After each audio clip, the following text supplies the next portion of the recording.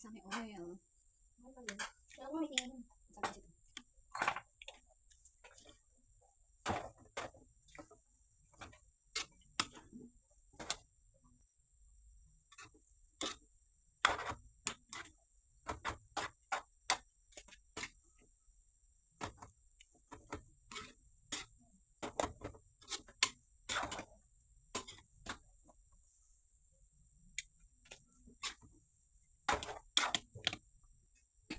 ayan, luto na.